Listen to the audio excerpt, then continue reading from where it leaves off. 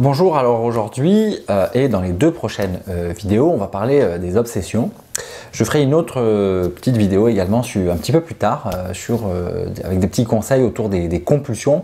Mais aujourd'hui, j'aimerais vraiment me concentrer sur quelques-uns des aspects importants à considérer si vous souffrez de pensées obsessives.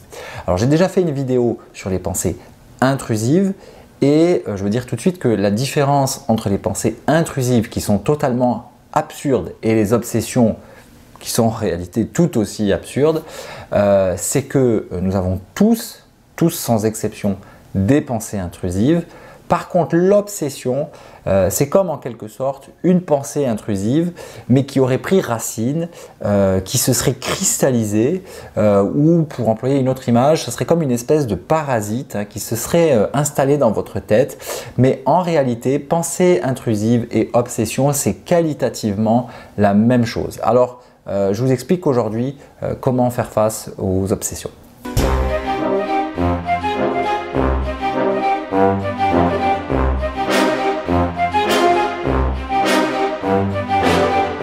Alors avant de vous parler des obsessions, n'oubliez pas que j'ai deux cadeaux gratuits pour vous. Donc une série de vidéos avec énormément d'informations si vous souffrez d'attaques de panique. Donc je vais insérer le lien là juste au-dessus. Et également j'ai un guide de 11 techniques contre l'anxiété que lui vous trouverez juste en dessous dans le texte.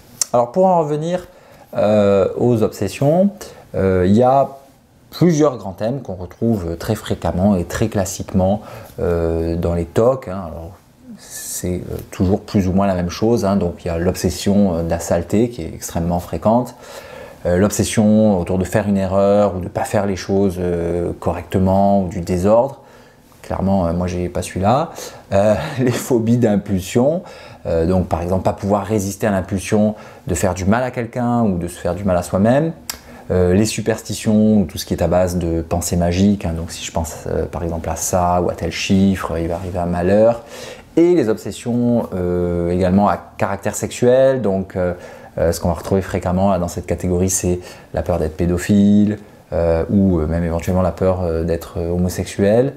Et d'ailleurs, si on garde cet exemple, la peur d'être homosexuel, pour voir à quel point le TOC est absurde, c'est que certaines personnes ont cette obsession et c'est d'autant plus incompréhensible que par exemple les gens vont vous dire très spontanément le pire c'est que moi je suis pour le mariage pour tous, je suis pour l'adoption ouverte aux homosexuels, j'ai jamais entendu mes parents dire quoi que ce soit d'homophobe, j'ai pas grandi dans un milieu homophobe.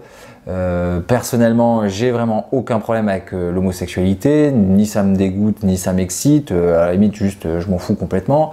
Sauf que maintenant, j'ai cette pensée que si je regarde un homme, c'est que je suis homosexuel, et alors ça me terrorise. Ça peut être la même chose pour une femme, si vous êtes une femme, évidemment. Donc vous voyez, un homme avec une pensée obsessionnelle sur ce thème de l'homosexualité, ou une femme sur ce même thème, ne comprend absolument pas pourquoi cette pensée est devenue aussi obsessionnelle, ça fait absolument aucun sens. Un autre exemple, c'est l'obsession autour de la pédophilie.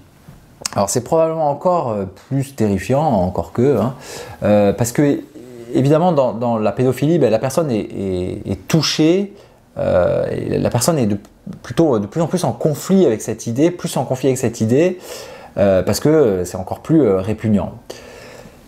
Au fond, le drame de tout TOC, de toute obsession, c'est que si vous discutez avec le TOC de la véracité de ce qu'il essaye de vous faire croire, si vous l'analysez, si vous cherchez à comprendre, c'est foutu. Alors bien sûr, c'est pas foutu dans le sens où vous êtes foutu, mais dans le sens où vous faites exactement ce que le TOC veut que vous fassiez pour devenir plus gros, plus envahissant, plus tenace. Donc c'est ça le grand message que je voudrais que vous reteniez de cette vidéo, c'est que le contenu de l'obsession est totalement dépourvu de sens et d'intérêt. Alors je répète parce que c'est vraiment important, le contenu de l'obsession est totalement dépourvu de sens et d'intérêt.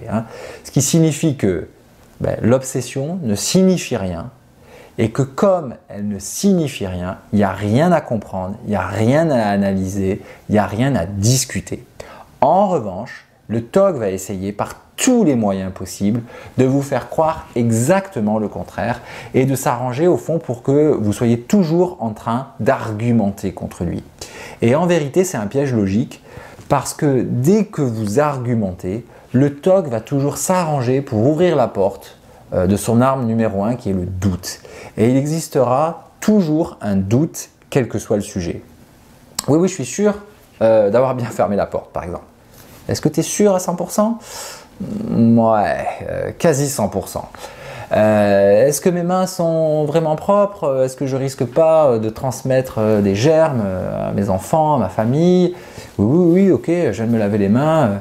Ok, mais est-ce que tu peux être vraiment sûr, dit le TOC en quelque sorte, est-ce que tu peux être sûr à 100% qu'il n'y a aucun germe sur tes mains? Vous voyez, c'est impossible d'être sûr à 100%. Donc le TOC joue à vous faire douter et sur ce terrain-là, vous ne gagnerez jamais en argumentant parce que le doute finira toujours par avoir raison de tous vos arguments sans aucune exception. Alors je vais reprendre l'exemple de la pédophilie pour illustrer un petit peu comment ça marche. Donc par exemple, la personne qui a cette obsession a rendez-vous avec des amis qui ont, mettons, un enfant de 3 ans. Alors la personne se demande si elle ne va pas refuser l'invitation parce que, au fond, elle va avoir peur d'agir bizarrement devant l'enfant, que les parents voient son malaise et se disent il est un peu bizarre quand même avec la petite, non? Et là, évidemment, c'est l'horreur. Donc la personne essaie de se rassurer avec des arguments rationnels, par exemple, non mais je ne peux pas être considéré pédophile alors que j'ai jamais touché d'enfant. Et là, il y a comme ce petit dialogue intérieur qui s'installe avec le TOC. C'est comme si le TOC répondait, oui, mais peut-être tu n'as jamais touché d'enfant, mais qu'est-ce qui pourrait arriver, qu'est-ce qui pourrait se passer si tu étais tout seul dans une soirée à garder un enfant? Alors vous voyez, c'est problématique pour la personne parce que évidemment, à cause de l'obsession, elle s'est toujours arrangée pour ne jamais rester seule longtemps avec un enfant. Donc il n'y a pas de preuve par rapport à ce qu'avance le TOC. Alors la personne essaie à nouveau de se rassurer en se disant par exemple quelque chose comme bon mais ok mais j'ai 30 ans mettons et dans ma vie j'ai eu 4 partenaires sérieuses ou 4 partenaires sérieux et j'ai toujours eu une sexualité normale on va dire. Et là-dessus, le TOC pourrait répondre oui, mais si tu regardais de la pédopornographie, peut-être tu serais excité par les enfants.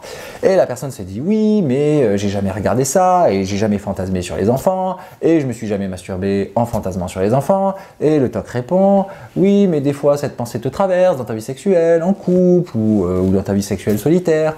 Et si ça t'arrive, ça veut quand même bien dire quelque chose, etc. etc. On pourrait démultiplier ce dialogue vraiment à l'infini. Et vous voyez que c'est absolument sans fin. Il n'y a pas de moyen d'arriver à surmonter ce doute que le TOC va toujours s'arranger pour insinuer à l'intérieur de vous. Donc vous voyez, si vous initiez ce genre de conversation avec le TOC, ce que vous devez absolument réaliser, c'est que vous ne gagnerez jamais, et je dis bien jamais. Pourquoi? Parce que les obsessions vont toujours aller chercher quelque chose qui va instiller le doute, et comme on peut douter d'absolument tout dans la vie, et qu'en plus c'est encore plus facile de douter de représentation. L'idée d'être pédophile, c'est une représentation, c'est une construction mentale. C'est une représentation que vous faites de la réalité. Donc c'est encore plus facile de douter d'une représentation que de faits concrets et donc ça explique que vous ne gagnerez jamais dans ce type de guerre contre un TOC. Donc vous n'aurez jamais d'argument qui fermera la discussion définitivement contre une obsession. Donc mon conseil, c'est vraiment ne jouez pas à l'avocat qui clame l'innocence de son client. Ne faites pas un concours d'éloquence intérieure avec une obsession parce que vous obtiendrez jamais qu'une seule chose, c'est plus d'anxiété. Laissez-moi vous donner une autre petite métaphore pour bien comprendre ça. Donc imaginez que vous passez dans la rue et là il y a un type manifestement complètement bourré qui vous hurle dessus « pédophile !» Bon, c'est un peu gênant évidemment si c'est une rue passante, mais est-ce que vous arrêteriez pour essayer de raisonner le type écoutez monsieur, je vois bien que vous êtes à 4,50 g, mais vous comprenez, moi, je suis pas pédophile, hein, la preuve c'est que j'ai jamais touché d'enfant, etc. Bon, évidemment, vous feriez absolument pas ça. Est-ce que ça rendrait l'expérience agréable de vous faire traiter de pédophile en pleine rue? Absolument pas. Mais il n'y aurait pas vraiment de discussion, il n'y aurait pas d'analyse, il n'y aurait pas de questionnement interminable. Il y aurait juste peut-être une anecdote un peu amusée, ou peut-être un peu agacée d'ailleurs, hein, en rentrant à la maison. Hein, putain, je viens de me faire traiter de pédophile en pleine rue par un mec complètement bourré. Et c'est tout. Hein. Eh bien, un TOC, hein, une obsession, c'est un type bourré qui vous insulte. Hein. Mais en vérité, si par malheur vous essayez de vous arrêter pour contredire le type, pour vous rassurer hein, que non, ce qu'il dit c'est complètement faux, encore une fois, quel que soit le sujet, vous allez découvrir qu'en fait, le type bourré est une espèce de pervers qui joue avec vous et qui s'amuse à vous faire douter de tout, qui joue avec les idées, pardon, il faut que j'articule un peu, qui vous a mis en tête et qui ne vous lâche plus. Et là, à ce moment-là, vous réalisez en fait que ce type bourré, c'est un maître dans l'art de la manipulation mentale. Et une fois que la discussion est initiée, vous ne pouvez plus vous en défaire. Il s'est incrusté dans votre tête et vous n'arrivez plus à l'en faire sortir. Alors, ce que j'aime bien avec cette petite analogie, c'est qu'elle permet aussi de comprendre pourquoi ça vous arrive à vous et pas à quelqu'un d'autre. Hein. Le mec bourré vous a insulté.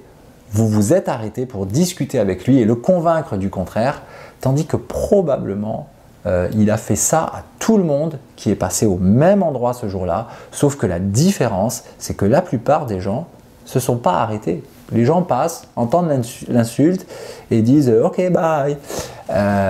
Donc ce que je suis en train de vous dire par là, pour faire le lien avec les pensées intrusives, c'est que les pensées intrusives, nous en avons tous, hein, donc ces idées bizarres et dérangeantes, elles nous traversent tous à un moment donné, plusieurs fois par semaine même. Autrement dit, hein, pour rester dans cette métaphore, on se fait tous insulter par un mec bourré, sauf que certains d'entre nous ne passent pas leur chemin et tombent à cause de ça dans le piège du pervers déguisé en mec bourré et déclenchent un TOC. Hein. Autrement dit, donner de l'importance aux pensées intrusives, discuter avec elles, les analyser, chercher à comprendre, c'est le meilleur moyen de les cristalliser. Si vous avez des obsessions, donc quelle qu'en soit la nature, je dis bien quelle qu'en soit la nature, c'est-à-dire le contenu, n'analysez pas le contenu. Le contenu est totalement sans importance et sans intérêt, même quand il est super choquant. Hein. Et là où le TOC est pervers, c'est qu'il va souvent prendre quelque chose de choquant pour vous forcer à réagir. Par exemple, j'ai vu à plusieurs reprises dans ma vie des personnes dont l'obsession était terrifiante parce que c'était des obsessions d'infanticide. Hein. Donc une phobie d'impulsion à poignarder son petit garçon ou sa petite fille. Et bien sûr que c'est difficile de ne pas discuter intérieurement avec ça parce que c'est tellement affreux comme pensée que vous êtes obligé, vous vous sentez obligé de discuter avec ça. Mais si vous pouvez vous focaliser sur le message que j'essaie de vous faire passer aujourd'hui, qui est au fond, c'est n'importe quoi. Hein. Le contenu de l'obsession n'a aucune importance, quelle qu'en soit la nature. Alors vous n'avez plus besoin de vous défendre face à cette insulte ou cette attaque ou à ce contenu terrifiant parce que ça vient d'un pervers déguisé en type bourré qui veut juste vous faire tomber dans son piège. Donc se défendre contre, autrement dit, essayer de se rassurer que cette attaque n'est pas vraie, c'est le piège dans lequel le TOC essaie de vous faire tomber. Voilà. Voilà pour aujourd'hui. Alors la prochaine fois, je vous parlerai des implications de tout ça sur une émotion qui est vraiment centrale dans le TOC et qui est la honte. Voilà. Je sais que je suis désolé pour des personnes qui auraient l'une des obsessions que j'ai mentionnées, donc principalement pédophilie, infanticide, homosexualité. Je sais que regarder ce type de contenu, c'est super perturbant parce qu'on parle en plein de votre obsession. Même il est très probable, en fait, je réalise maintenant que si vous avez cette obsession, ça fait longtemps que vous avez arrêté de regarder la vidéo. Du coup, en fait, je m'excuse pour rien parce que vous êtes déjà plus là probablement. Mais bon, c'est vraiment important d'essayer de comprendre ce que j'ai essayé de vous dire aujourd'hui, un peu lourdement peut-être. Hein, je me suis beaucoup répété, j'ai l'impression, mais bref. Voilà, alors si malgré tout ça, vous avez quand même aimé cette vidéo, mettez un petit like et abonnez-vous à la chaîne. C'est vraiment le meilleur moyen de soutenir ce travail qui prend un petit peu de temps quand même, hein, de faire des vidéos YouTube. À très bientôt, donc je vous retrouve pour une prochaine vidéo sur les obsessions. Bye bye.